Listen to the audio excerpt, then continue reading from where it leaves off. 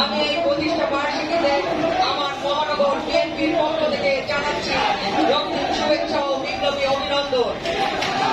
আজকের এই দোয়া মোনাজাতে এখানে উপস্থিত রয়েছে সম্মানিত সভাপতি মহিলা দলের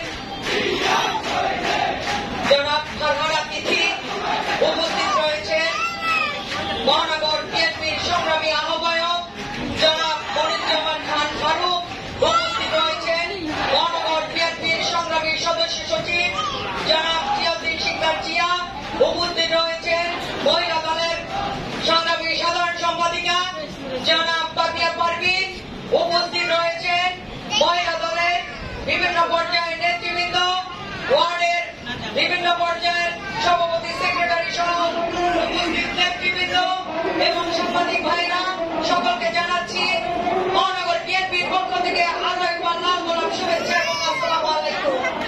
প্রিয় নেতৃবৃন্দ, আপনারা জানেন, আমি প্রথমেই বলতে চাই আমার শহীদ প্রেসিডেন্ট জিয়াউর রহমানের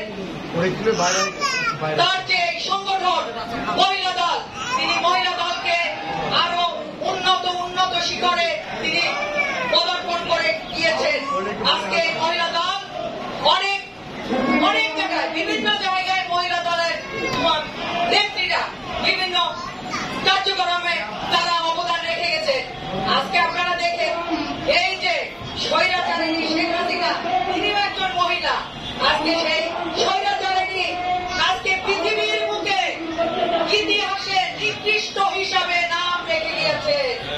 তাই বলতে চাই, আমার নেত্রী, আমার দেশনেত্রী বেগম খালেদা জিয়াকে 3.5 বছর জেলে রেখে তারা যে অত্যাচার করেছে, তাকে ন্যূনতম চিকিৎসার সুযোগ পর্যন্ত দেয়নি।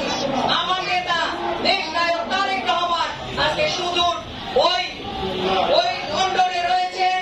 এই রাজনীতির প্রতিহিংসার কারণে তাকে এই বাংলাদেশে আসতে দেওয়া হয় নাই এবং আমাদের ফখরুর রহমান যাকে দিনে দিনে মৃত্যুর কাছে পৌঁছে দিয়েছে এবং শেষে সে মৃত্যুবরণ করেছে, যার লাশ পর্যন্ত তার বড় ভাই তারেক রহমান দেখতে পারেনি।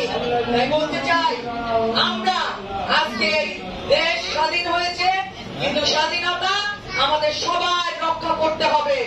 সবাই মিলে আপনারা ধৈর্য ধরবেন, কোন উশৃঙ্খলার কোন কাজ করা যাবে না, আমাদের দেশ নায়ক তারেক রহমানের নির্দেশ। অতএব আমি পরিশেষে জিয়াউর রহমানের আত্মার মাগফিরাত কামনা করছি এবং আমার নেত্রী দেশ নেত্রী বেগম খালেদা জিয়ার সুস্থ